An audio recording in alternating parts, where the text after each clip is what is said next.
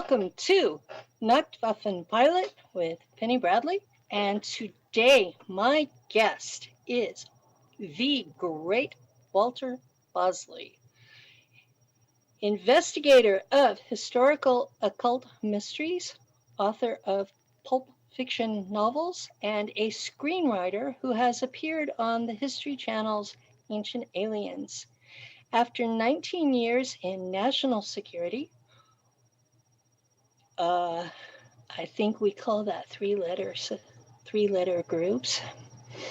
Walter BOSLEY runs his small press publishing company, Lost Continent Library, founded in 2002. BOSLEY has traveled much of the world, both on the job and off, including ancient site trips through Mexico and South America. He has been employed by the Federal Bureau of Investigation, is an inactive reserve officer in the U.S. Air Force, for which he served as a special agent of the AFOSI while on active duty, and then worked as a counterterrorism operational consultant for 6 years following military service. BOSLEY spends his time writing fiction and nonfiction, as well as investigating strange mysteries. BOSLEY's books are sold exclusively through lulu.com. Welcome.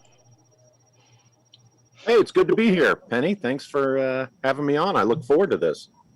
I was really pleased when you accepted my friend request on Facebook, and I sent you one of my overly self-conscious and cryptic invitations to be on the show. Daryl, our producer here, has informed me that people now know who I am, so I can stop being self-conscious on invitations. So, knowing what I usually talk about when it's just me, I'm not sure that's a good thing, but it's okay.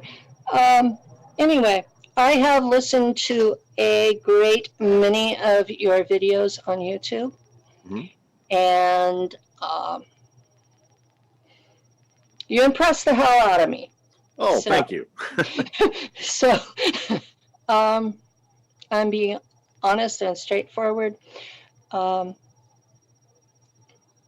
I'm hoping that somewhere in today's 2-hour approximately show that we can talk about the Sonora Aero Club and the great airship mystery that followed it, and the group that funded both of those things. And I binge read your trilogy about the Empire of the Wheel. So I'm sure that will come up. So, oh, well, with where you live, we're definitely going to talk about that subject. You're right there in the heart of it. So yeah, most of the Sonora Aero Club was actually done in Colombia, and that was where I met my partner. You will occasionally hear his voice in the background. We do have a green screen up because people were bitching about what he was doing while I was on air. I started using the backdrop because, during COVID year, it was okay. Everybody was doing stuff from home. But once I got into this year, I decided, you know what? It's not that year anymore. It's time to get back to, looking a little bit normal. So I've started throwing behind me this backdrop as well because the room is a mess. Yeah, well, we live in a small townhouse, and it's Lou and I and 2 cats, and sometimes the cat will climb up on the chair during. And steal the show, right? Oh, yeah. Oh, yeah, definitely. But, I live in Tuolumne County, California, which is where the Sonora Aero Club was located. And I live approximately 2 miles from the Rosasco Ranch. And that Okay. Frank Rosasco was mentioned in your Mhm. series. So And you're close to the Don Pedro Lake Reservoir, right? yeah, Okay. Yeah. yeah, yeah. In fact, last weekend was the weekend, right? There were shooting incidents, and it was described in the local media that one of the parks where you can go have lunch at Lake Don Pedro, that there was a shootout between 5 people. Oh my God. Well, 'cause um, I never would expect that in that area. Is there something oh I my don't know God, about that area? you don't know about us? No. I refer to this area as Redneckville, bumfuck, California. Oh no. It is as close to Tennessee as you can get this side of the Rockies. Oh my God. We have two militia groups, one's Satanist and one's Christian. And either one of them come into town and the sheriff's department is, hello, sir, step aside for them. Yeah, so that's where I live. That's interesting. Wow. I mean, I've done 2 trips up there, since 2013 for Okay. research and such. And I did, a fun video on one of those visits. And I never would have, I mean, yeah, it kind of being out for California, it's out in the countryside, but that's kind of in an appealing way. I never would have imagined that there was some, hardcore, serious, There's guys out there like that. There's hardcore serious shit here. Oh, And the Russian mafia drops their bodies into Lake Maloney's, and wow. every time the water level gets down a bit, we start finding body parts on the shores of all the lakes. And Wow. the joke here is, if you don't like somebody, they'll end up in the bottom of a mine shaft, and there are plenty of them. Plenty of those. Yeah, that's gold country. And we have, the population is like half retirees from the Bay Area and LA, and they are completely and totally oblivious to all of this. As they would be. Yeah. It's the locals. Well, yeah, just as a visitor up there, I was oblivious to it. I didn't know. I had no idea of the present dynamic of things up there. That's very enlightening, We also have a group. I don't know if you know Peter Moon, but he was intrigued with them. This group is called Eclampus vitus. Oh yeah, yeah. Oh yeah. And ECV. my partner's 2 daughters are both married to members. ECV, what I run into with them is, of course, we have a couple of their markers down here at sites, a prominent one being at the Integratron. But what I run into is there are some people, in the research community that when you look into these little California mysteries and enigmas, their knee jerk is to say, "Oh, that's all ECV. It's not real." And, I know that they like to, have a little fun, in their history, with stuff, but no, not everything is generated by Eclampus vitus. No, they're primarily a men's drinking club. Right, yeah. And their secondary purpose is the monuments that you talked about. Yeah, which is pretty cool. It is. It's it very memorializes fascinating places and things. And so. The son-in-laws have described some of their initiations, where that they had this poor guy blindfolded and underneath a potty seat, and they, a child's training toilet. Yeah. They were feeding him chocolate pudding. Oh my God. This is kind of stuff they do. And people think this group is some great secret society. And even when you're being fooled with, the fact that you got the blindfold on, it's just the sensation experience. It just kind of, that's funny. Oh, those nutty guys. And the guy I live with, we were both working at the local limestone quarry. I was the janitor and he was the security guard. And that's how we met. So that's down this long dirt road. Well, it's gravel now, but it's on the Stanislaus River, overlooking it. And there used to be a mountain there. Now there's a big hole. We have we have a out here. It was called Mount Sloan Mountain, or I can't remember the name now. But all my life is because I spent much of my life here. Even though we would move away a couple of times, we would come back, and then even though I was all over the country in places in my job, I still came back, and there was this. This mountain that was there all my life, through childhood, through high school and in college, and then and they were mining it for lime and rock and stuff for cement, for the cement plants, and it was just for decades. This was and they're still doing it, but they finally, the mountain disappeared and they reached ground level probably about 15 years ago.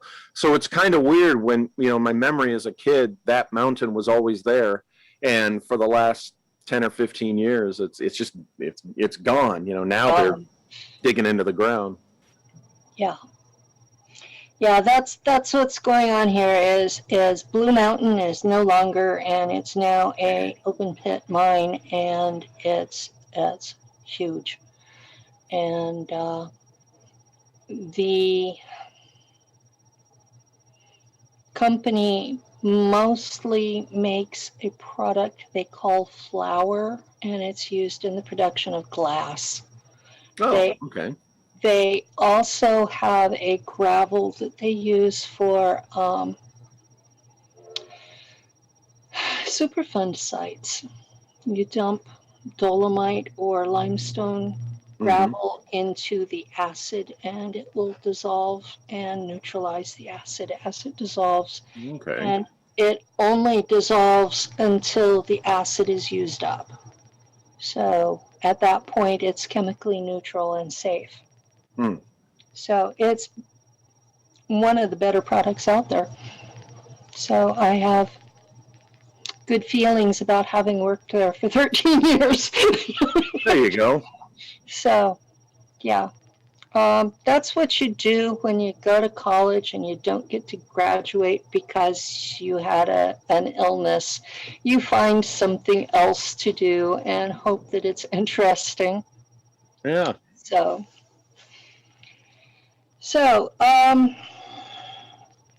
in the stuff that I've heard you talk about, Sonora Aero Club, you mentioned a Mr. Delshow. And I've seen,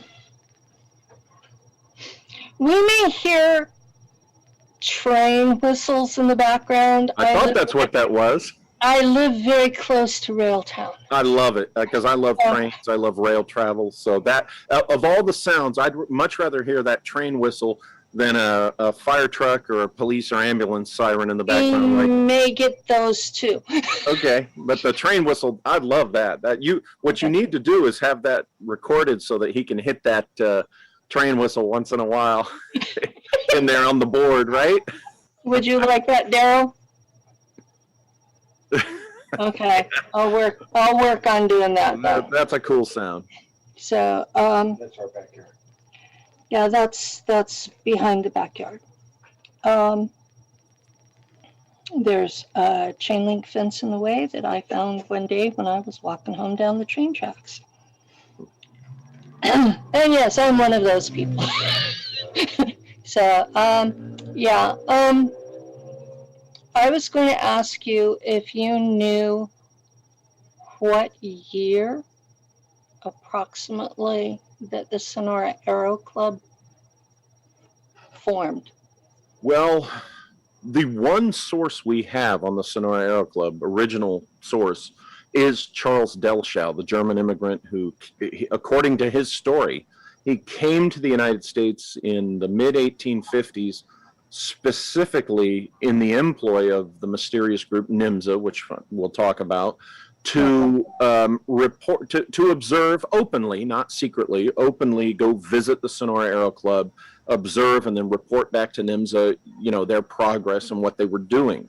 And it seems to me, you know, Delschow talks about them being in California for, you know, already established. So my basic understanding is it's 1855, 1856 that Delschow visits them, and they had been in California already. So I think it's no earlier than 1850, 1851. And by 1859, you know, or maybe even 58, they had dissolved because Peter Menace got killed,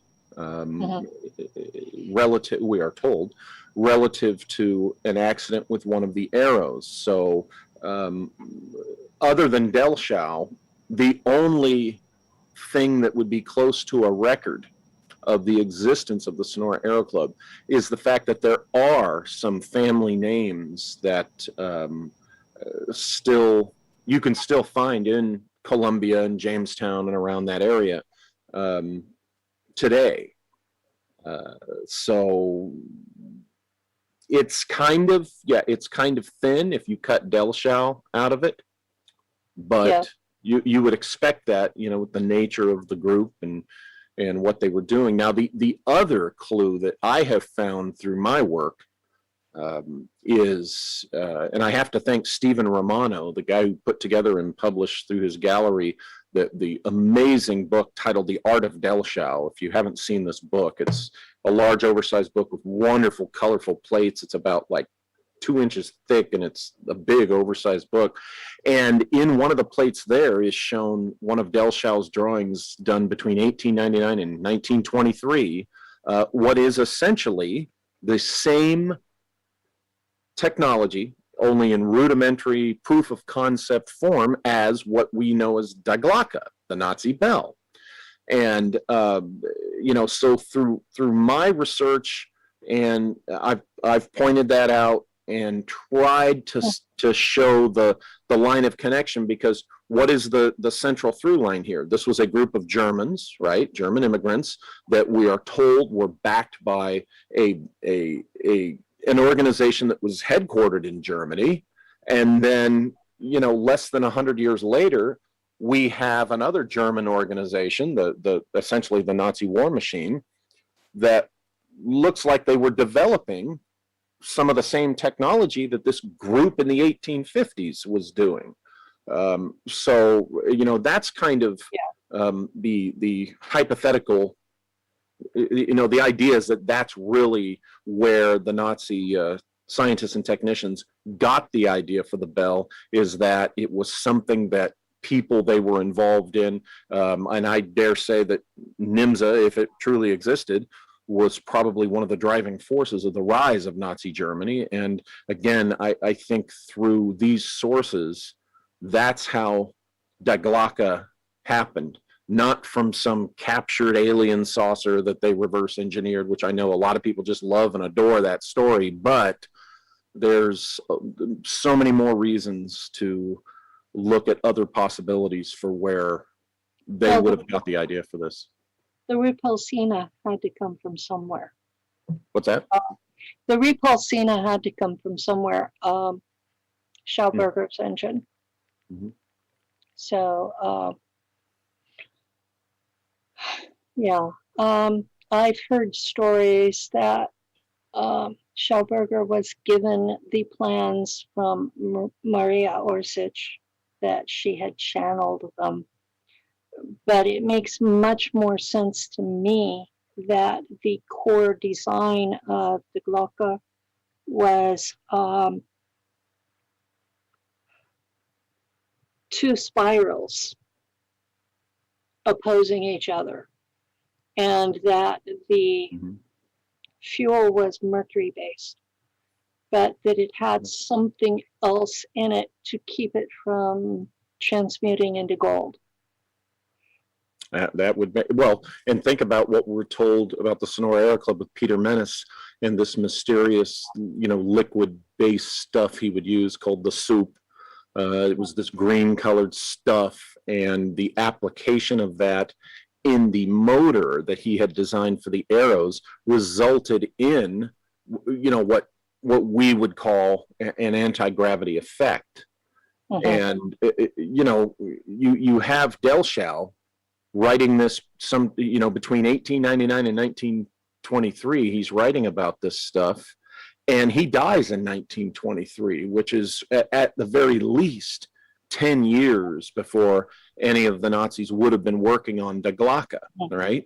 So yeah, but it's the right time frame for Schauberger to be working on the Repulsina. right, because he started working on that in the 1920s, correct? Yes, and he was in the Tula. So they were who is credited with putting the Nazis forward. Whether they were the actual power that did it or not is still very mysterious. I think when people the whole thing about the Nazis captured some down saucer and did reverse engineering, what that's doing is completely disregarding centuries of these hermeticists and alchemists and philosopher scientists that were pursuing even ancient concepts in what we would call exotic technologies, and were certainly exotic for their day. And they had been doing this for centuries. So it's much more likely that very human sources, human researchers had made discoveries and developed what they had discovered in a logical thread through history that would lead to Die Glocke. And this is much more likely, but not just much more realistic, but much more likely than some, reverse engineered alien saucer. Not that I don't believe in extraterrestrials, I absolutely do, but they don't explain everything that people think they explain, as fun as that is and as popular as that is. I've been doing my own where did it come from on Earth kind of research. And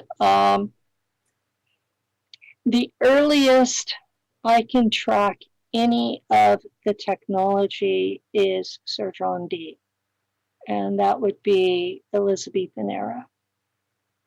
So, and he didn't have an engine put together, but he was exploring the concepts. And when he and Edward Kelly broke up, Edward ended up in Bohemia, which today is the Czech Republic, but there was an in-between time when it was part of Austria.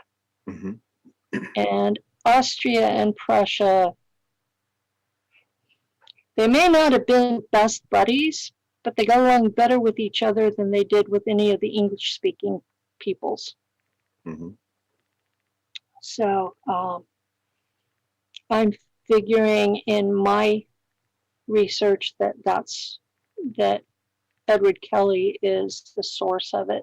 But a lot of what he was doing is exactly what we today would call channeling, which really bothers me. Oh, yeah, I have an issue with channeling. Again, well, here's so that people, who's this Walter Bosley guy? What does he actually think about stuff? I'm one of those folks who I certainly, like I said, I'm personally convinced. I definitely think there are intelligent ET civilizations out there that can traverse space, that have come to this planet and continue to come to this planet. However, I don't think everything that gets popularly explained by extraterrestrials. No, the majority of that can be explained by other things.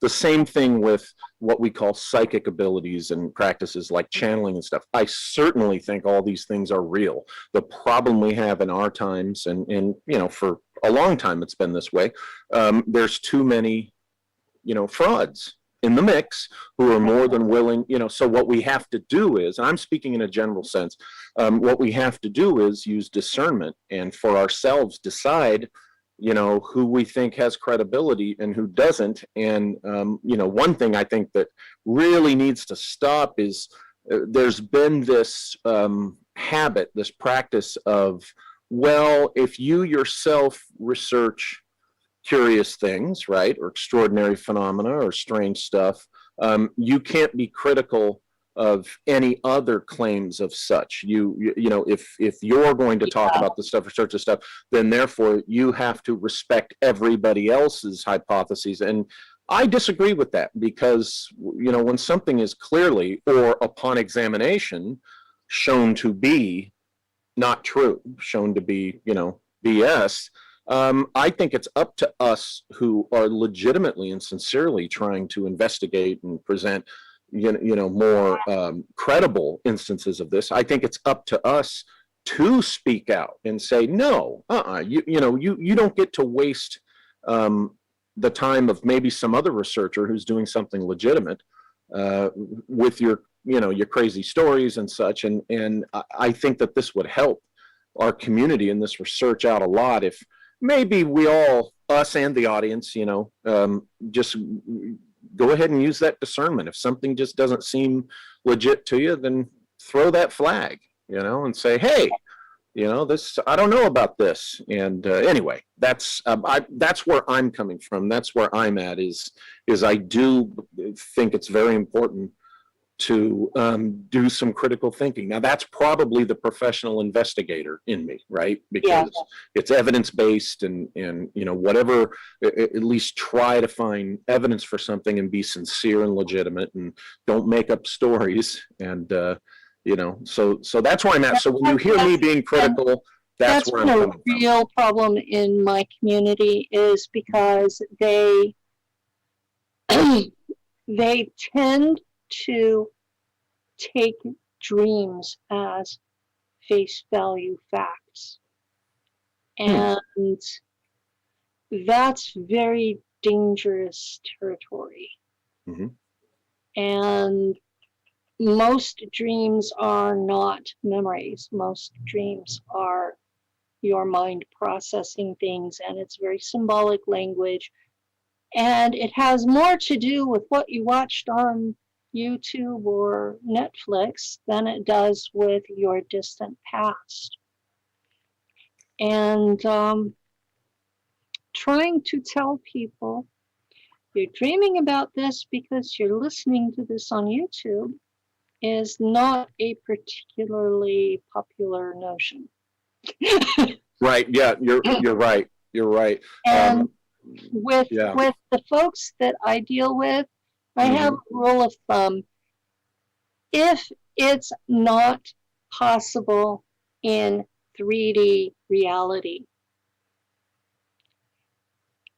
and you don't have a legit 3D technology to explain it,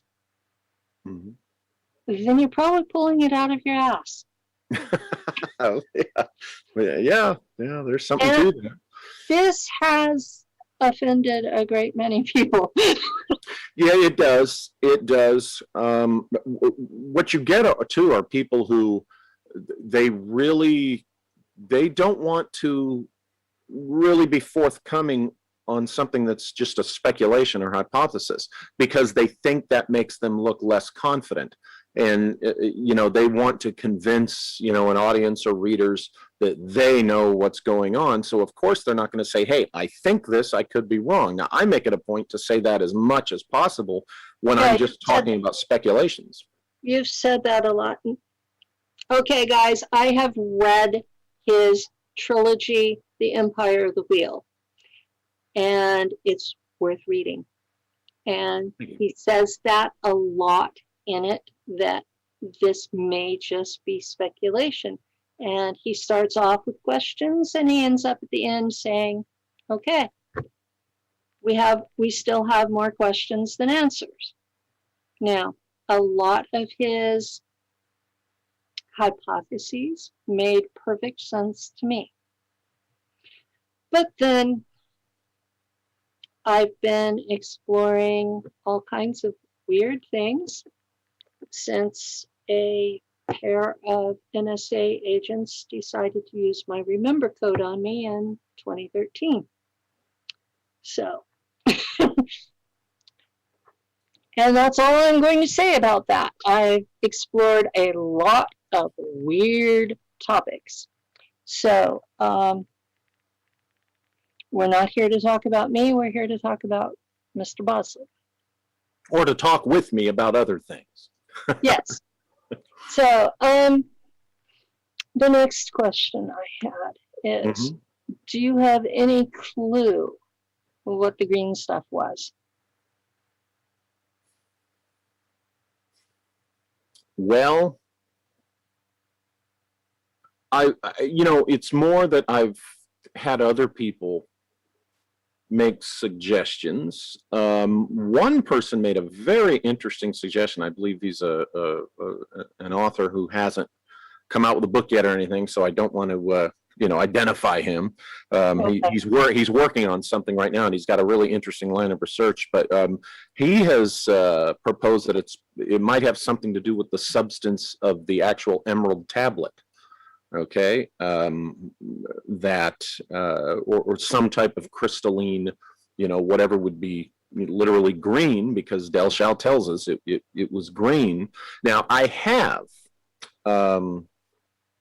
made a recent historical discovery, and when I say discovery, I mean I have learned about it. I'm by no means the guy who dug this out of complete obscurity. But there was a guy who, I think his name's Racine, last name is Racine, and he's one of the founders of, the study of thermodynamics. With the other guy who's more famous. This guy, Racine, was right there with him when they founded this. And in 1849, he came out with a basic design concept for a turbine engine, which looks shockingly like Delchau's drawings of what Peter Menace and the Sonora Aero Club were using in the arrows, both before this bell-shaped thing and presumably after. And in fact, on my YouTube, in my little video about the Glocke, I show the schematic of the Racine turbine. And it really, it's remarkably, where it might be this element is up here and this one's down here in Racine.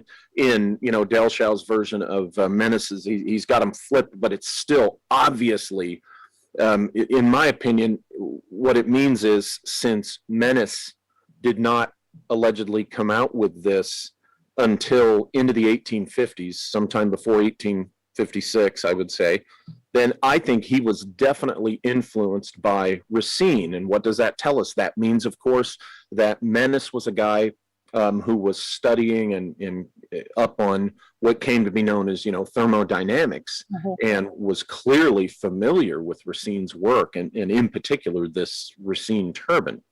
And so... this would have been cutting-edge science at the time. Pardon?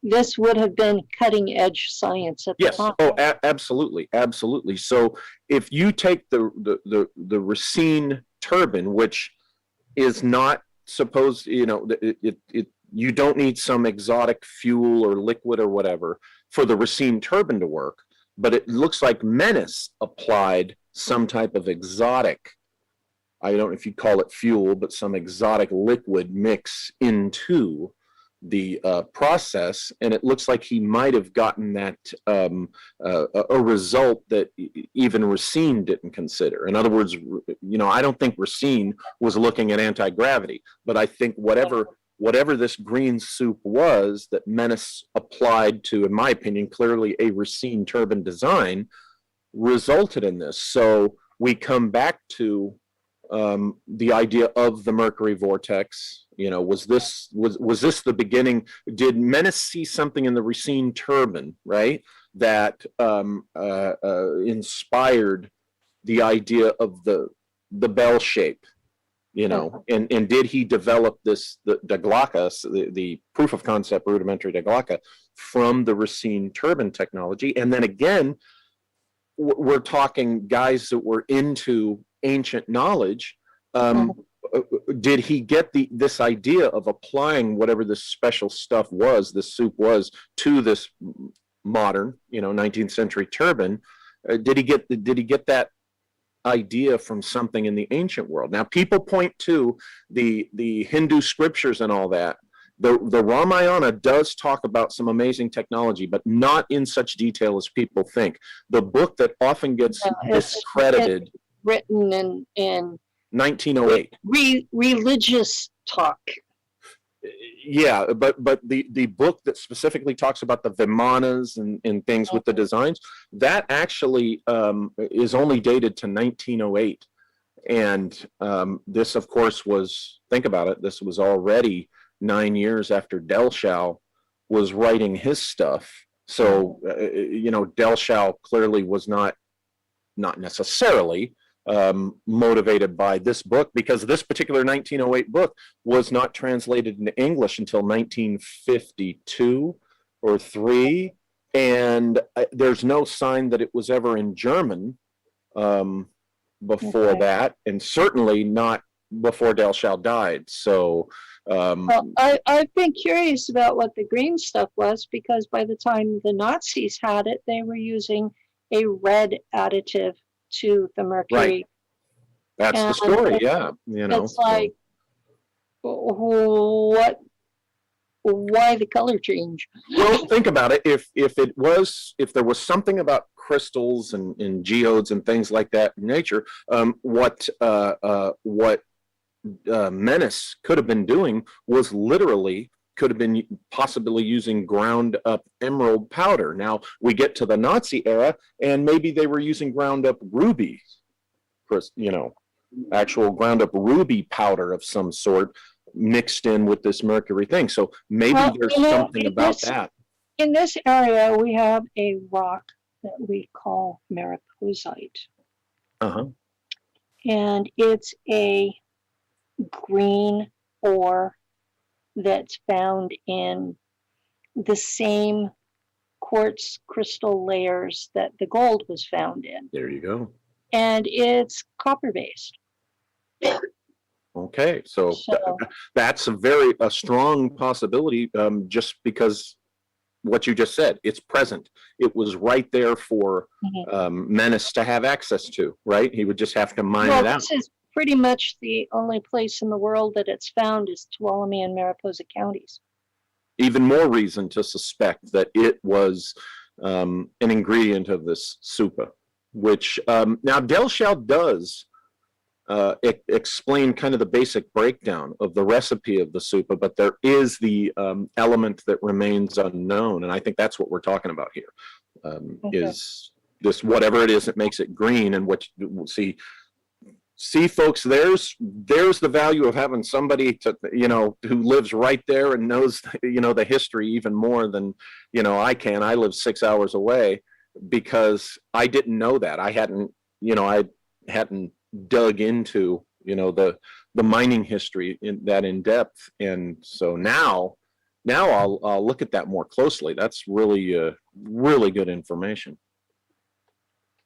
I haven't got into the really too deeply into the finer details of the technical aspects of it so much as I've been trying to do that historical thread, to try and determine, was Delchau telling the truth about this group, and then looking at the threads that may possibly connect it to things that we know and people we know were real in the 20th century, to kind of basically provide maybe some type of evidence that Delchau was telling the truth. And but it's when you dig into the technology that I found that you begin to find these threads that connect it to the 20th century. So it would be interesting. I've been trying to track the technology that I was aware of to its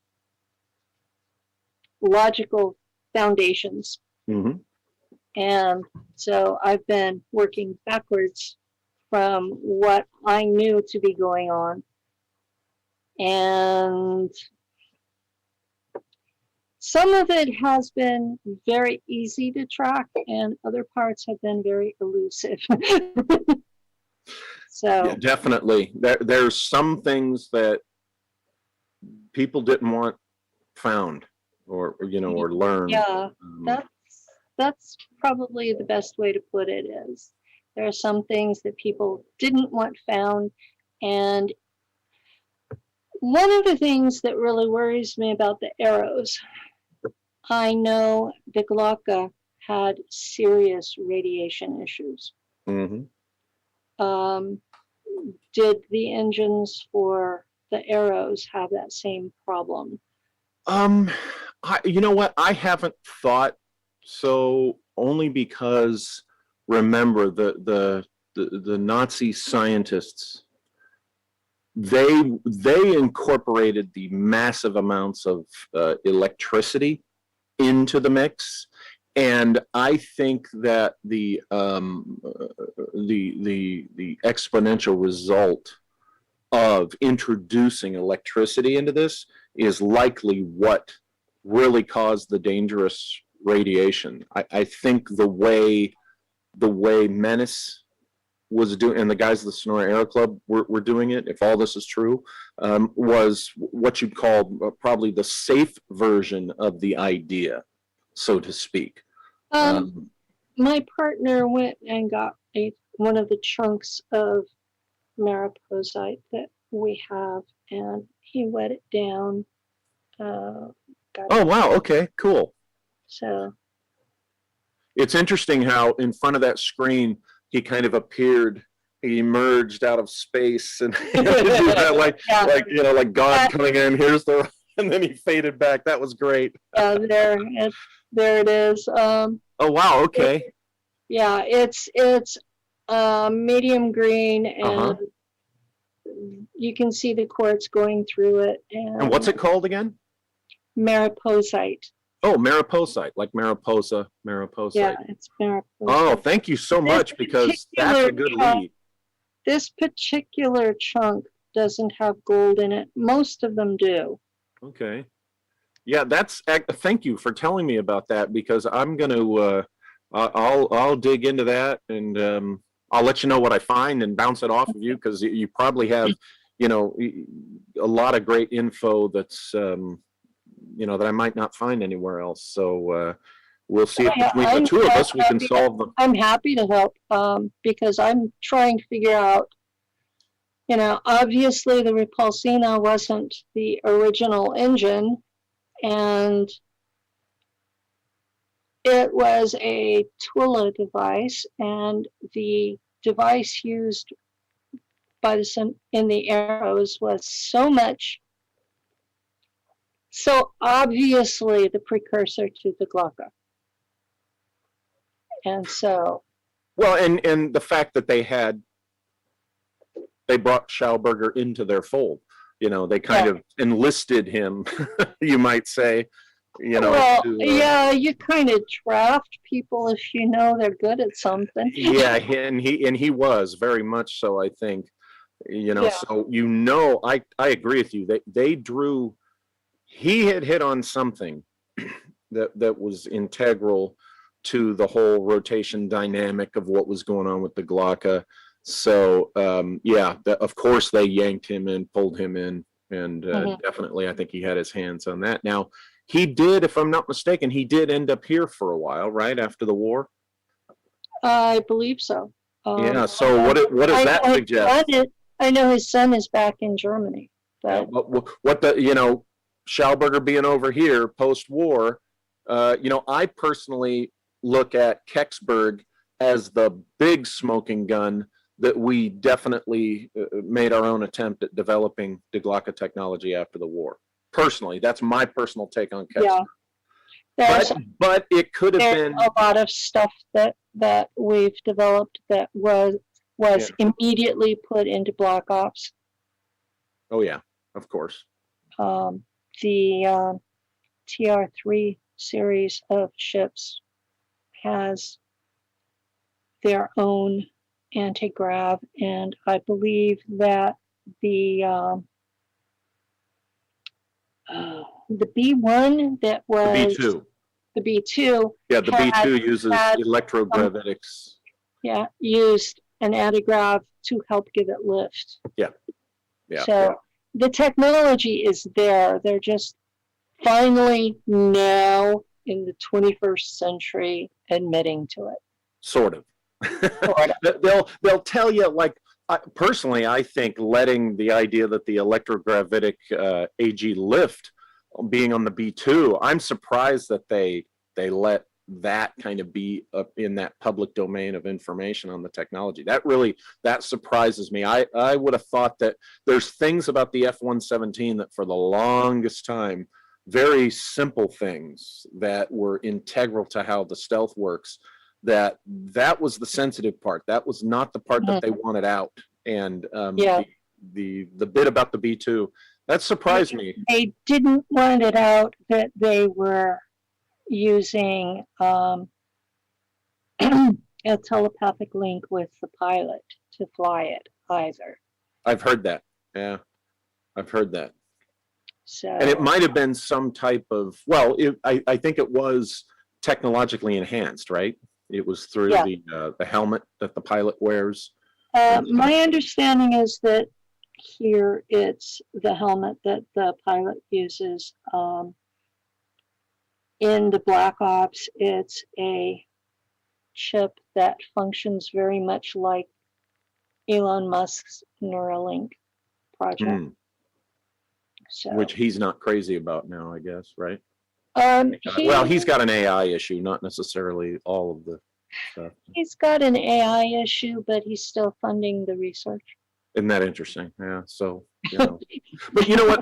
If his concern is sincere and legitimate, I would rather have a guy who sees the dangers and risk in something being the one involved with developing it, as opposed to some completely, some completely egotistical nutbag. Yes, right. That doesn't care what the effects of his right. project are going to be. Right. Yeah. Speaking about, you touched on something a few minutes ago when we were talking about that area where you live, and particularly, people not really being close to vest about things and not wanting to talk about things. In my research, I had, as I mentioned in a couple of the books, I had spoken with, over the phone, Nathan Rosasco, who is a current living member of the Rosasco family, so that has been there since the days of the Sonora Aero Club, and he and I were going to meet on my second trip up there. And what's interesting is when we talked on the phone, I had called, we spoke briefly, then I called again, and we talked a little bit longer on the phone. And in that time between the first call and the second one, he had spoken with his mother and his dad or grandfather, somewhere, maybe it was his grandma he talked to. Anyway, the Rosasco patriarch had passed away, like he was in his 90s, like just months before I talked to Nathan.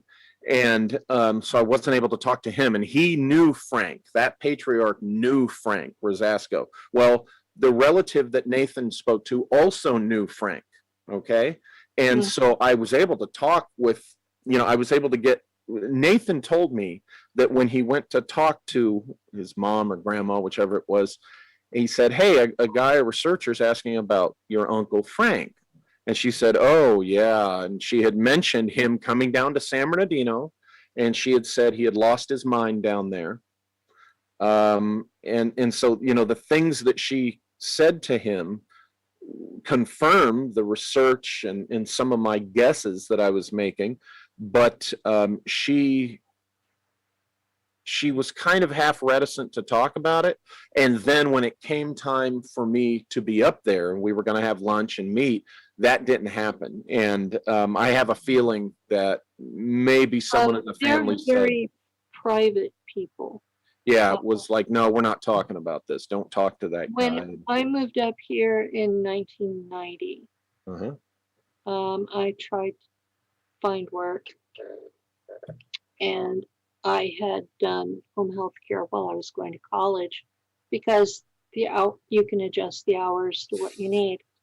So when I came here, I was doing home health care, and the widow of the patriarch at that point. So that would have been the parents of the patriarch you talked about. Okay, so Nathan was probably talking to his mom then. So I was talking to her, Okay. and she was one of these people at that point where she had been used to having servants, and you came in and she told you where to sit, and she gave you reading materials, and you were only to speak if spoken to. Her house is on the historical registry, and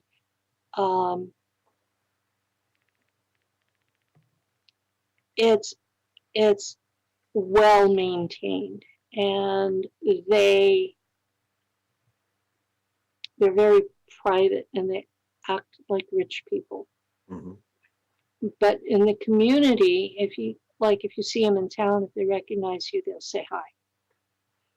But they're not going to talk anything of any importance, or anything that they would consider embarrassing them. And the mental illness of one of their elder members would be considered an embarrassment. But and you're right. I totally see why and understand why. And yeah, Nathan was a real nice guy, and his family that would answer the phone stuff, really nice. That I didn't get any kind of standoffish, negativity from them at all. It just simply, it was clear that he had spoken as much to me as he was going to, and as validating on some levels as that was, it was just clear. It's like, that's all you're going to get, Mr. Bosley, and that was okay. But I don't think you hit the yeah, I don't think that. I think Frank obviously, had a temporary kind of breakdown and shock to his system while he was in San Bernardino. But the fact that he spent the remaining, 50-something years, 60-something years of his life doing those, living on the ranch, never leaving. We're talking for about 60 years, the rest of this man's life. He's doing daily mathematical calculations, astronomical observations, and he's doing physical survey of something, some spot, something on the ranch property, that original ranch property. And as I state in my books and propose in my book, that is just so classically Lovecraftian, right? And I even say that in the books, that is Rosasco, where Lovecraft got the idea for his classic protagonist, right? The guy who is technically, scientifically adept, who sees the other side, and then for the rest of his life is on this mad quest to be in contact. What did he find is what I'm saying. The description is your classic person whose worldview was completely destroyed. Yes. And didn't know how to rebuild a new one. Right. And well, I think also he, in Frank's case, whatever this thing was that, as you point out, and describe aptly, that, completely changed his view. He was definitely onto something that was so intense that, again, to spend the rest of his life doing that, I don't think he was insane. I don't think there was a... I don't think he was insane. I think he had run into that life crisis that destroys your worldview, and you're left with, you're crumbled, and nothing after that ever really makes you budge from it. Right. Oh, of course. Yeah, I would agree with you. But on top of that, with that, there was this quest, that this data, whatever data he was collecting. I mean, think about it. The man had to have been documenting this stuff. Wouldn't it be great to see those documents, those journals? That would have been fabulous. But knowing the pioneer families here, they probably burnt it all when he died. They probably what? Burnt it all. Oh God, I would hope not. But you know, you have a point. You have a point. It would have been in the 70s. Well, it was in the 70s when he died. Early 70s. That was before I moved here, so. Yeah, so we could always hope that there was a member of the younger generation that might have had the foresight to say, hey, wait a minute, we're going to hang on to this stuff. We just will never know. I don't think we'll ever know. And who knows what he was hunting? Pardon? Who knows what he was hunting? Exactly. That's what I'm fascinated with. Was he looking for the telluric currents that Oh, I think he knew. Where I live, yeah, there is a crossing of ley lines not too terribly far from us. Okay. There's the one that comes from Montana, that's 11 miles straight south of me, and the one that goes down the middle of the state that's 23 miles the other way. Now, I shared with you data of the Secherie map that I have. Did I ever? No. Okay, remind me to do that, because you're going to find that interesting. What's it called? Google Earth Pro, and there is a download for that has ley lines. Excellent. Okay, cool. So that was what I used to map the distances. But yeah, I'll share the data with you that I have. I think you'll like it. Because I have no idea what the telluric flow is around here. Oh, well, I can share that definitely with you, because my guy Secherie has done all that for me as early as 2009. He started doing this. 2008, he started doing this stuff for me. And at the old Rosasco Ranch, as you know, because I talk about it in the books, there's that intersection of multiple lines, which was on the Rosasco Ranch. And to answer your question, I think Frank definitely knew about that spot. I think he was already aware of that spot. I think what he was doing was measuring whatever phenomena that spot was manifesting, or he had some idea that something was connected to, or maybe even coming from space. I mean, that's where we're going here with Frank Rosasco. This man had to have thought. There have been sightings here going back into the Native American days. Right.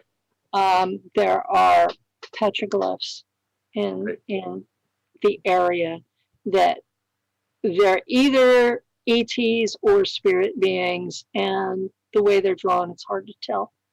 I kind of talk about that in my new book that I just released, by the way. In the last chapter, or the second to last chapter, I talk about the Miwoks and the missing 411 stuff in Yosemite, and how the stuff that predates the research David Paulides did connected with what the Miwoks mythology and what they believed was, around there, and some of the instances pre the Paulides work.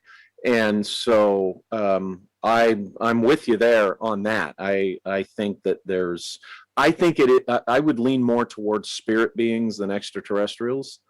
In the book, I talk about this group, the Tuatha that have those folks thematic link to some of these Miwok stories, and I go into that in the new book. Okay. Yeah, I tracked my family tree back to them. And that tells you what kind of family I'm from, if I'm able to do that. There you go. There are only so many families that they actually have records for. Yeah, that's excellent. That's a fascinating resource to have. So actually, once I made the connection between myself and a certain historical individual, I started being contacted by secret societies. So I would recommend that if you suspect that's in your tree, you keep your tree private.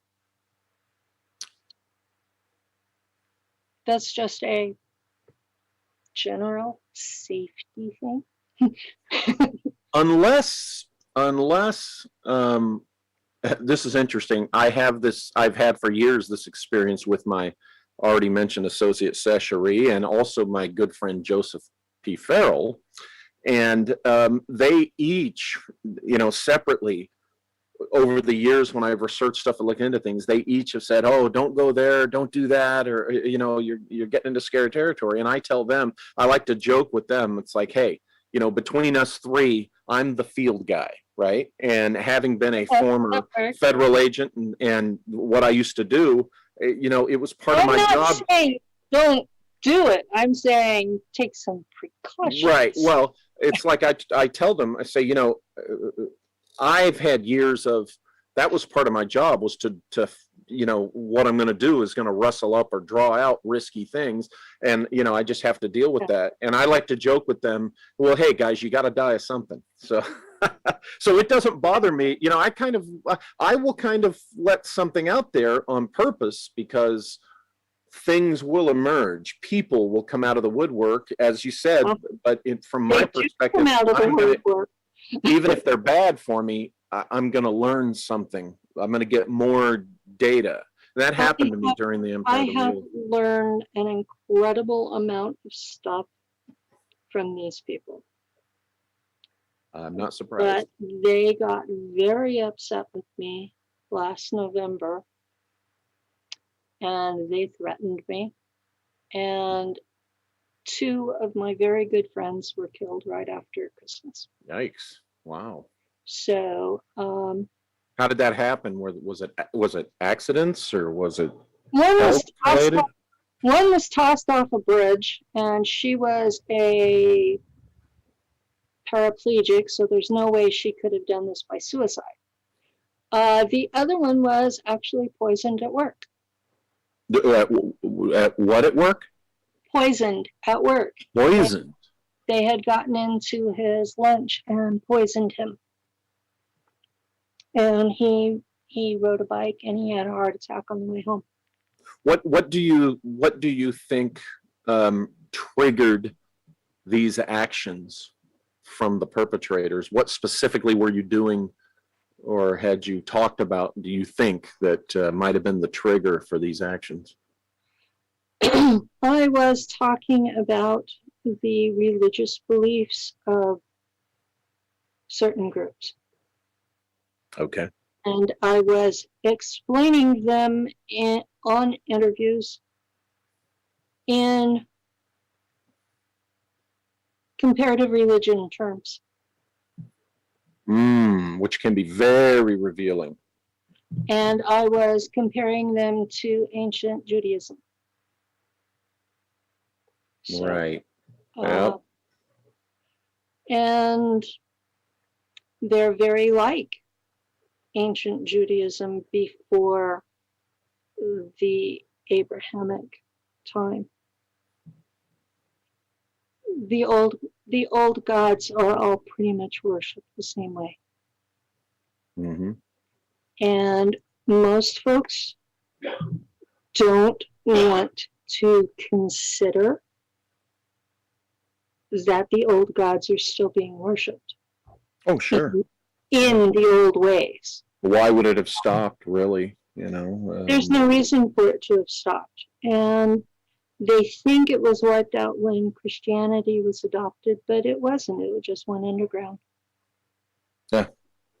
I think that there's some truth to that also, with what was being done in Mesoamerica with all the sacrifices.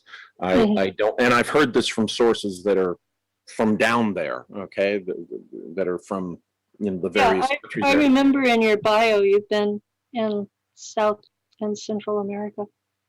And their response is, it didn't, just what you said, it didn't stop, it just went underground. And some of it was suspected to have emerged. Remember a few years back when the cartels were really active and doing all those acts of terror, chopping people's heads off publicly and all that stuff. The conversations I was having came up because of that. And these things were being said within the context that that's what some of the operatives of these groups were using. In other words, the cartels wanted to send a message. They just, send a message of terror, but the people carrying it out would have been the ones that were likely doing this within the context of sacrifice, actual, ancient And sacrificial rites, bloodletting. the actual sacrifice rituals would have been remembered by the people, and that would have been entirely more terrorizing Sure. than simply killing someone. Sure. Yeah, absolutely. And, so it's sort of scary. There's still scary stuff out there. I find it interesting, kind of relative to this, I find it interesting that some of your well-known people in ufology just will not talk about the human mutilations. They'll talk about animal mutilations all day long. Yeah. They won't talk about the cases of human mutilations that have occurred.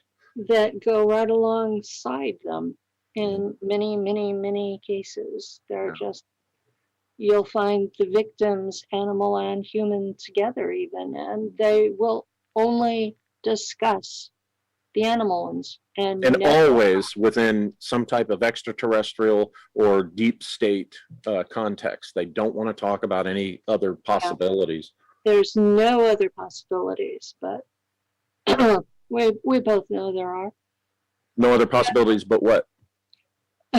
We both know that there are other possibilities. Oh, yeah. Okay. Yeah, that's what I thought you said. Just because something appears to be done by an extraterrestrial doesn't mean it is. Exactly. And something that people need to keep in mind is if there was an extraterrestrial that's being worshipped as an old one, they may not have requested blood sacrifices. It may be simply that their followers decided that's what they needed. Mm-hmm. And that will still be the religious dogma. An interesting book that gets into that is by the aforementioned Joseph Farrell and his sometimes writing partner, Scott DeHart, titled Grid of the Gods. They get into, in that book, and Joseph does in some others, gets into how and possibly why the whole blood sacrifice thing started. And it's in what you said, it was not what was originally intended, and but they went with it. And they discuss it in greater detail and scholarship than I can cover here. But Grid of the Gods, that's a book that talks about that. That's been something that has bothered me for a long time, because you read the actual documents that go with those faiths, and they're very loving and love your neighbor, but then you watch the rituals that go with them, and it's like, where the hell did they get that? It's similar, a dynamic of selective discussion with the idea of the threat narrative in the discussion of extraterrestrials. What we have is what Carol Rosin tells us Wernher von Braun told her, and people are just taking that and running with it. It's therefore what Wernher von Braun said is gospel. There can be no deviation from it. Any discussion. And Wernher von Braun was a Nazi who had used slave labor before the war. Exactly. And yet he's become a saint. How?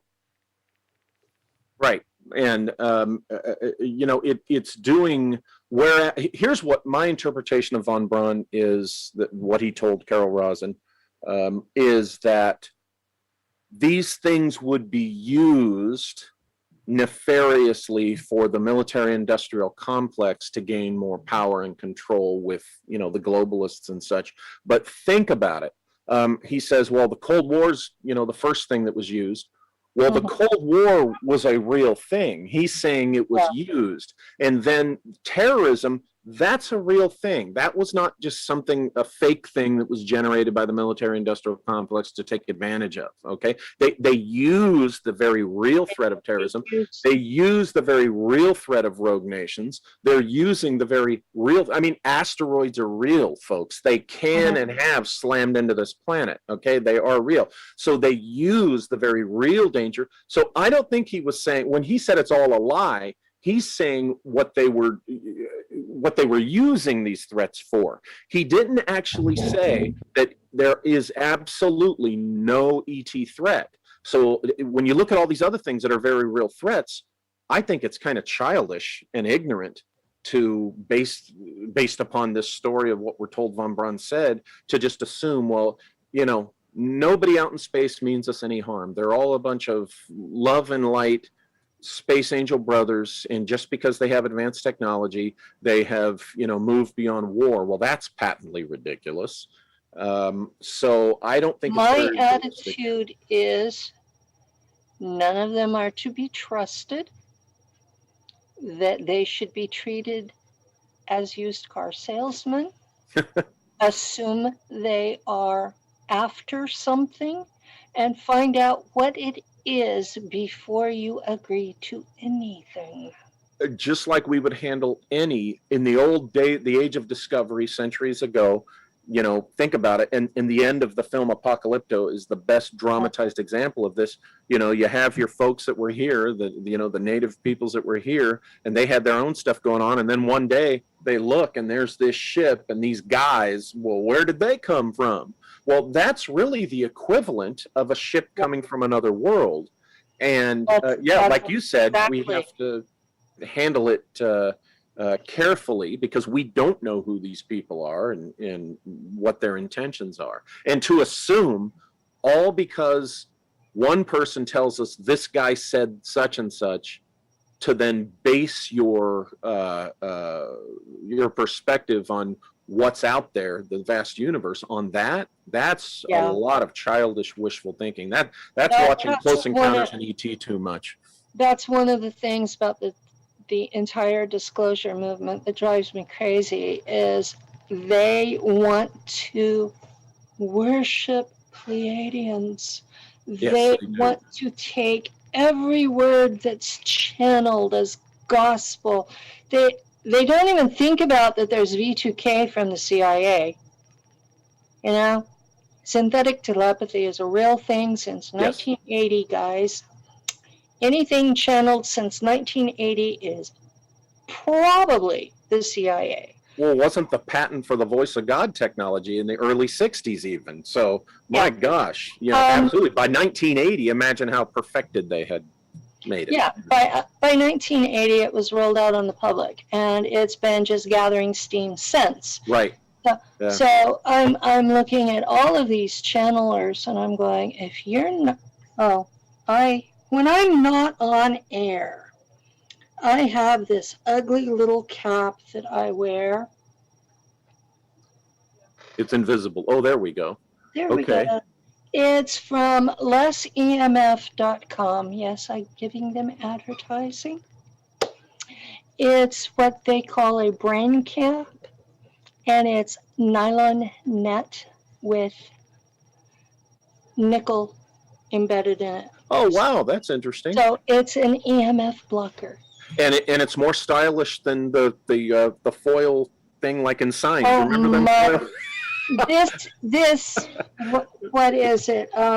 Control Factor, the movie, was about V2K. Okay. And they tell you in the movie how to stop it. You produce your own Faraday cage. Well, that's what Right, okay, I've heard this. My own Faraday cage. There you go. So, if you're doing channeling and you're not wearing a Faraday cage, I'm not going to listen. Because you're listening to the CIA. And if I want to listen to the CIA, all I got to do is keep the cap off. Yeah.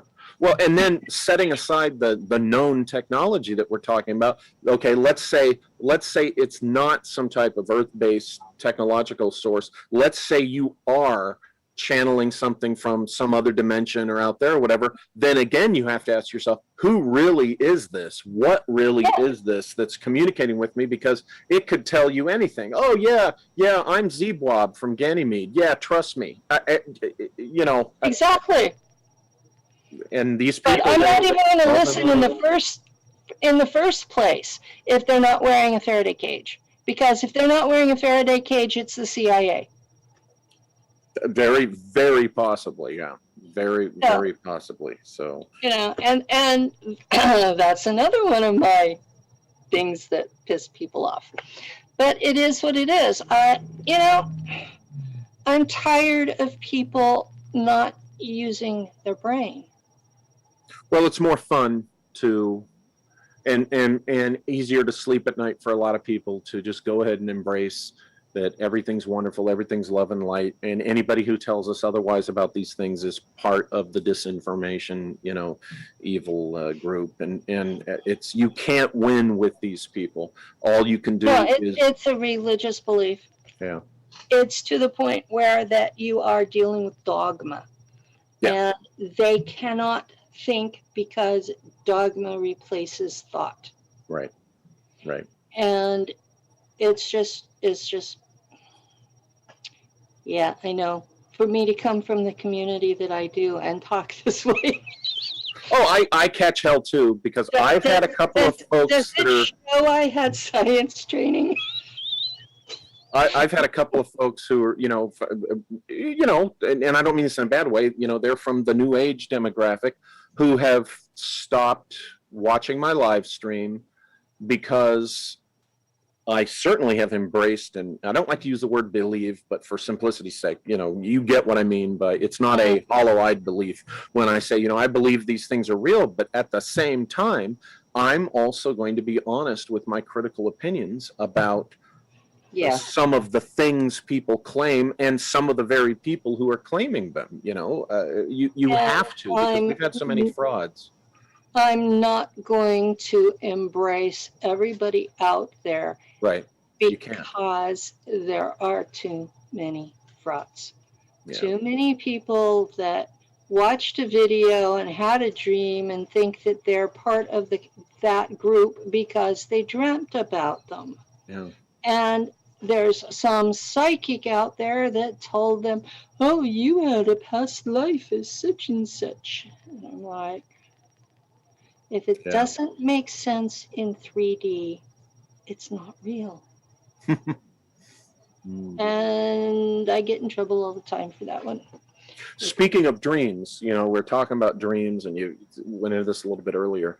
I agree with you. A lot of dreams are just your subconscious processing through things, very importantly, and very important things. But I do very much think that there's something very real about precognitive dreams. I've had this experience once, and it was like 40 years ago, and it was a doozy that the parts of this dream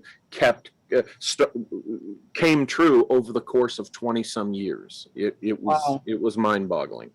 I have one of those that plays on a loop, and I will literally, it's a 5-part loop, and I will literally have this recur all the time. Sure. Yeah. And I can tell you almost every detail of the loop.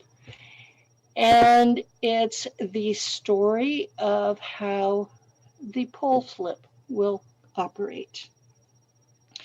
And I sincerely hope I am not on the timeline it happens to. And all of these people who keep telling me, "Oh, we're going to ascend and we're going to leave Earth." Right. And I'm like, you haven't had the nightmares that I've had, or you would know better. So I keep returning to, particularly the last few years, over the course of years, but the last few years, it's much more often. There is a particular landscape in I call it a city, but this particular place I keep returning to. I go there often. It has the same type of architecture And oh my gosh, I love the dreams that are really lucid and vivid, right? And this is very, very lucid and vivid, but what's interesting is I keep returning to that same place, and I have a friend that I talk with about stuff. She's a Jungian scholar, and so we have interesting discussions. But what prompted me to talk about this with her is I have not had nightmares. I don't have traditional nightmares, but I experience what's called oneirophobia lately, and it's the fear of dreaming, not because I have nightmares, but because my dreams are so vivid and so realistic, and I don't have nightmares, but I have intense, frustration experiences like we all do in dreams, and it's so real that it's almost exhausting, and I kind of long for just a night of dreamless sleep, because I know that the dreamland and experience is going to be so intense that I almost have a hard time falling asleep because of that. When my memories were activated in 2013, I didn't sleep at all. I was lucid 24/7, and I would lay down, and Lou would tell me I had been asleep, but I didn't remember being asleep. And I wasn't here. That's the best way to describe it. I wasn't here. I was interacting with beings best described as interdimensionals. And it was like this all the time, day or night. It was 3 years of that. And I was seriously suicidal because it was so intense and unrelenting. And finally, your mind wasn't able to truly rest and recuperate from the dream experience, and that I'm sure that was just making your waking life hell. I would be sitting in tears running down my face all the time, and while I was trying to process this big lump of memories that were all in German and figure out what the fuck was I remembering. And was it real? Was it what? And so I've read everything I could get my hands on. And I've met some of the authors or speakers that helped me the most. And surprisingly, they've been the nastiest. Really? Really. The ones that their work helped me the most have been the nastiest in person. And wow. You think it's an ego thing on their part primarily? I think it's what happened to me is so far beyond their worldview that it's impossible for them to accept it. And therefore, yes, that answers my question. It is an ego bruise on their part. They don't like that. I hear you. My family is Church of Christ.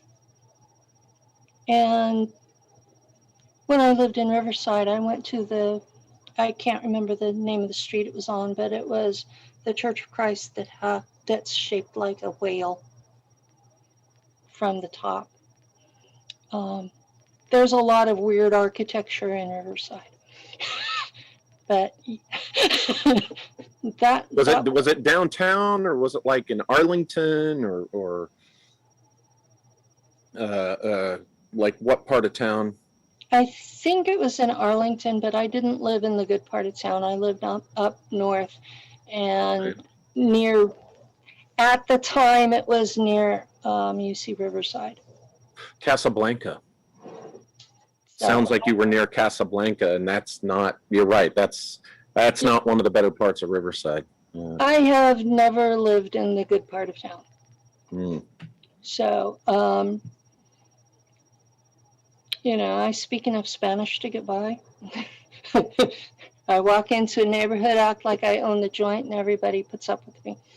Casablanca is part of the area adjacent to the area that I talk about in the books where I first encountered, where I was first overtly introduced to Hecate in that rose garden at the Citrus History Park before discovering the quarry, the mysterious quarry. She led me to the quarry, and that's the part of town that stuff is all in, right north of Victoria. Yeah. There was a canal that at that time was the Gage Canal. Dirt bank. And my neighbor, who was from India, decided that my kids have a genetic disease, so he decided that he was going to be a good eugenic and kill my kid. And in the process, he decided to kill my cat. I had a Himalayan. And so he dumped the cat into the canal, and it came back covered with like this much of red clay. Oh my gosh. So, I bathed the cat before it had a chance to set, and he ended up okay, but we had issues with this person for a while, and he ended up falsely accusing my husband of some stuff. And we ended up at the courthouse where I was introduced to Hecate on the roof, except I thought she was Pallas Athena because of the way that she was carved. Well, yeah, she looks very much Grecian. She does look like Pallas Athena, but that wheel at her feet and those other two female figures are the giveaway, right? Yeah, well, I know this now, but I didn't then. Right. I've done most of my occult study since the memories were brought back because the context of parts of the memory were so obviously occult. So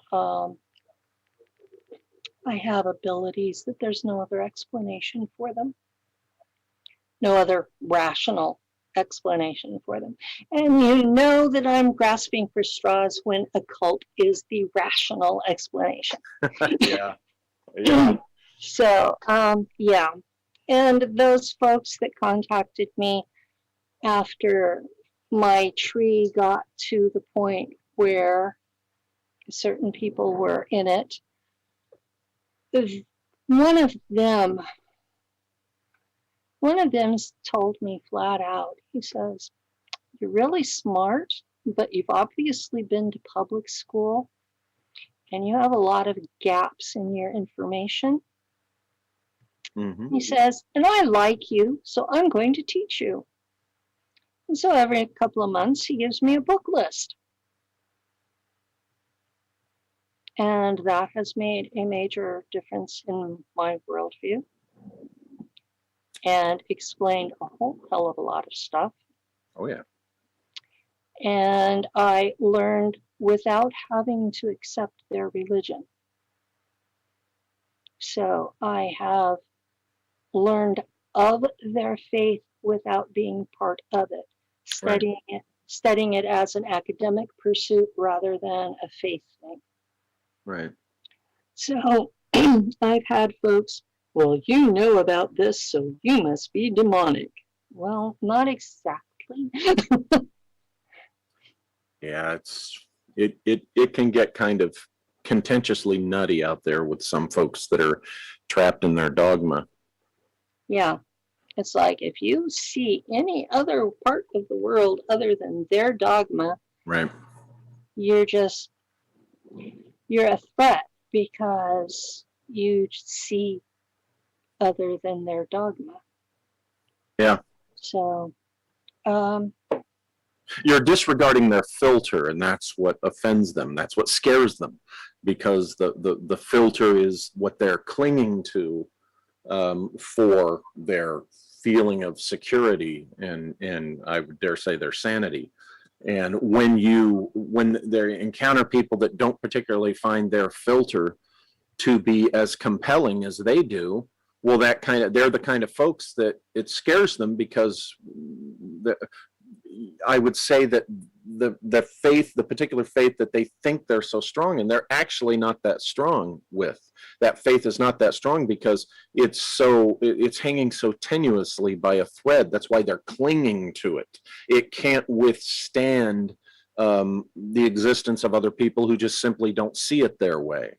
Whereas I think a true faith is something that can withstand disagreement, because you understand the nature of your faith and your faith filters, and you're comfortable with it. If you really believe something, you can sit in the middle of people who disagree with you without ever batting an eye. Yeah. My family, oh my God, those people, they're still Church of Christ after all these years, and they disowned me because I became Episcopalian. And yet, yes, I know how that plays in your books. I was a lay reader and a priest assistant 6 years. And I was finally excommunicated because they had done 104 exorcisms on me, and I still had altars. Wow. So if I had known at the get-go that that was what they were trying to get rid of, I would have told them to stop wasting their time. Altars are scars from traumas. They're not demons. So, but life is what it is, you know? Once you've had shit happen, you're stuck with what you are afterwards. You can do your best to make the best of it, but if you're damaged, you're going to be damaged until it heals. Right. So, anyway. And you know, the experience of healing that damage and responding to that damage and getting a perspective on that damage is, in my opinion, in my experience, really one of the main reasons why we're here in this human existence. Is that classic age-old thing that suffering is part of the deal, is part of the reason we agree that it is kind of an agreement. It's like, yeah, you know, go down in that human existence or out into that human existence in this human physical realm. This experiencing the dings and the sufferings, yeah, every bit a part of it, because you learn, you know, this sounds like cliches, but it's cliches for a reason. You do learn through it. You do grow in ways through it. And it's a very real experience that until you go through it, you find it hard to believe when folks like us are talking about it. Saying, well, they're just middle-aged people, you know, and it's like, no. I'm 65. I'm an old fart.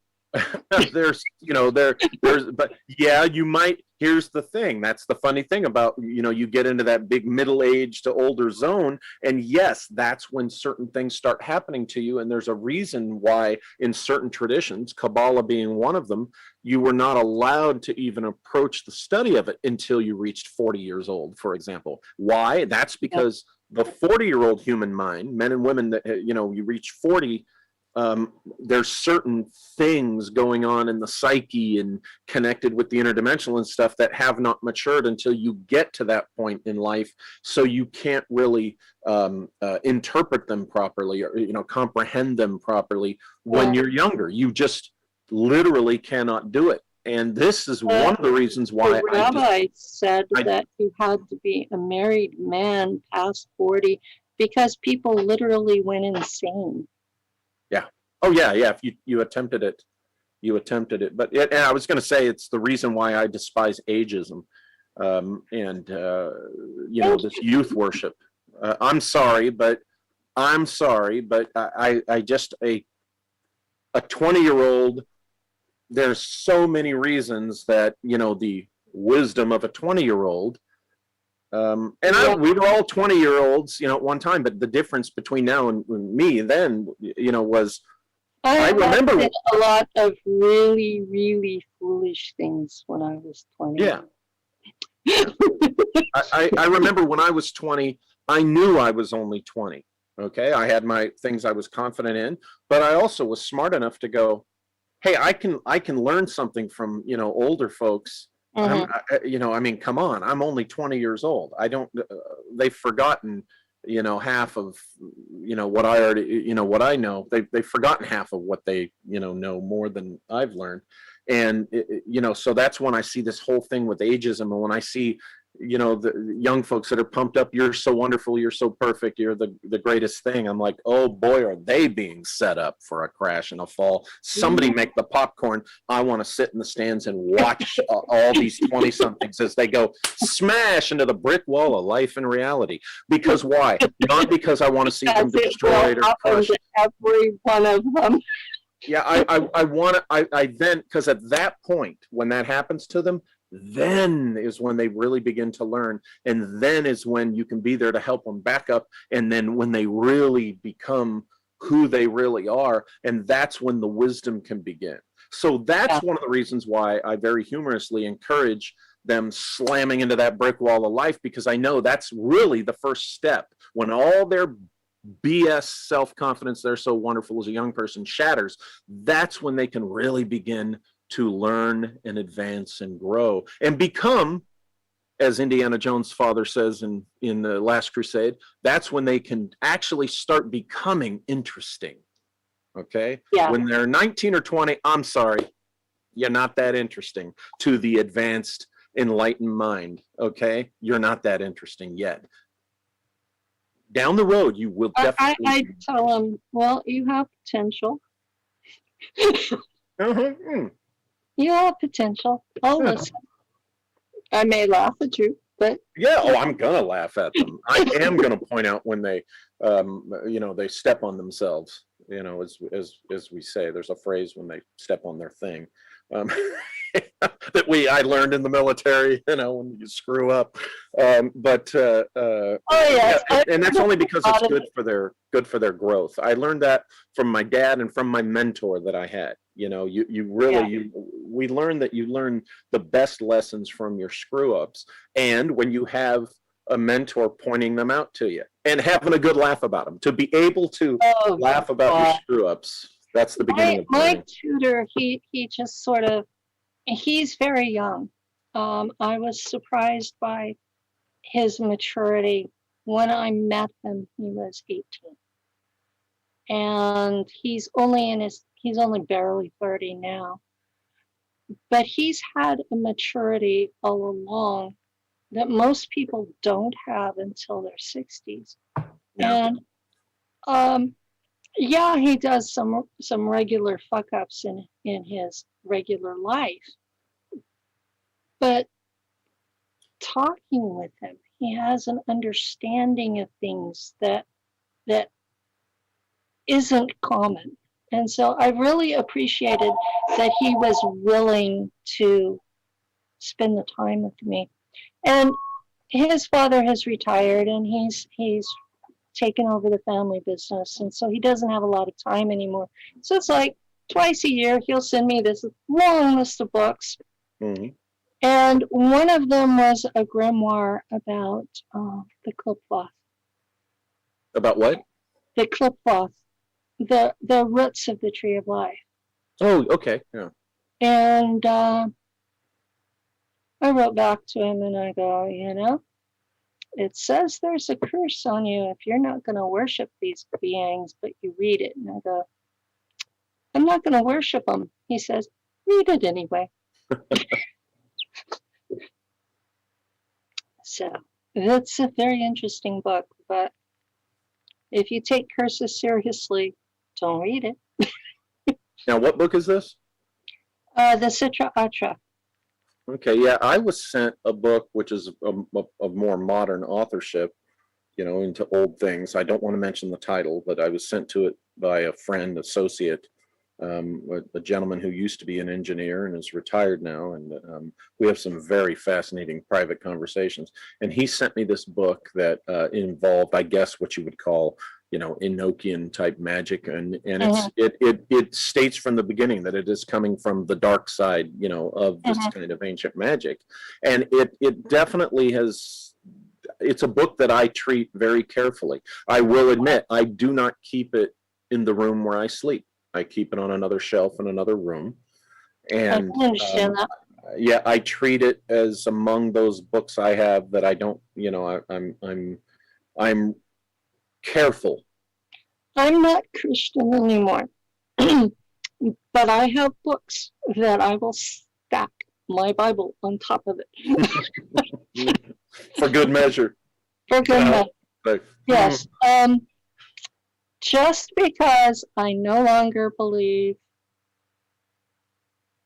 that Jesus is God, I believe these guys are real. Yeah. I do. I just don't believe they're gods. Well, my view of that is there's who and what Christ actually is, and then there's this God figure. I do not think that the God figure that Christ talks about is the God of the Old Testament. I think the Yahweh is this character who assumed and who convinced all these folks that he was a god, and because it just, to me, I'm one of those that doesn't think the very personality of the being that Christ talks about and this being in the Old Testament are even the same figure. So yeah, they don't match up at all. Right. Yeah. And anyway, my view of Christ, what and who he actually is, from my perspective, resonates with the lore that we have about how this whole thing existed before Christianity, before Judaism, going back to the days of Mithras and all that. To me, that doesn't, I'm just speaking for myself, that doesn't for me disprove Christ. All that does is makes me understand who this figure actually is, and that he did not start or originate with what we know as Christianity. Because what we know as Christianity, a lot of that is a construct. I mean, yikes. Yeah.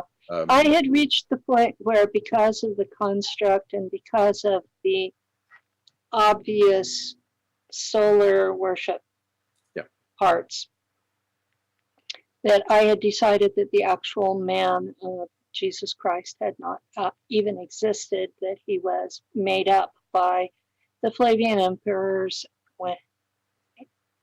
when they had Josephus at their house, and that this was where I was. And my tutor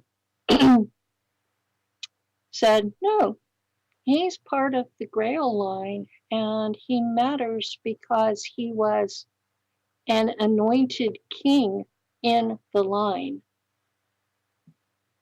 And he said that what he was trying to do was unite the Judaism of his day with the Alexandrian mystery schools to bring the divine feminine back into, I can see that. Yeah. Back into their lives. I could see that. Yeah, and that's why he was killed, was because the Jewish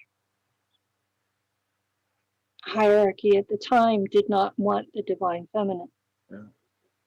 See, I think for me, it's this Jesus figure was a real guy who lived, and a lot of this other stuff we're talking about was applied to his biography, so to speak, so that you had this real guy, you had this lore and stuff, you combine them, and then you have this third thing. Isn't that interesting how it's kind of a trinity in itself? You have this third thing that is, as that one pope said centuries ago, this myth of Christ, which has served them well. It has. Don't even get me started on the Roman Catholic Church. I spend. Well, we don't have time to get you started. Exactly that, right? There is another show that starts in 4 minutes. Okay. Yeah, I know. We can't, that would take 4 months to have that discussion. So. But if you want to come back, I'd be happy to have Sure. Yeah, absolutely. Because we got all sorts of stuff to talk about. So I would love to. Okay. I'll schedule you in Messenger. Okay, So- great. I look forward to it. Okay, since we've only got a few minutes left, plug your stuff shamelessly. Okay. My books can only be found at lulu.com at my publisher page. Remember, Lulu is not a publisher. They are just a printer distributor. I'm the publisher of my particular company, but only at Lulu. The reason you don't find my stuff on Amazon is because Amazon is not good for small press publishers and indie authors. So I don't do with Amazon. Print on demand, it takes you a few days to get it, but it's great product. I'm also at the Walter BOSLEY channel at YouTube. And you can find me in the usual social media places, Facebook, Instagram, or whatever. And I look forward to seeing you out there at the I do a live stream every Sunday at 5:30 p.m. Pacific time. So I look forward to seeing your folks join us perhaps in the live chat.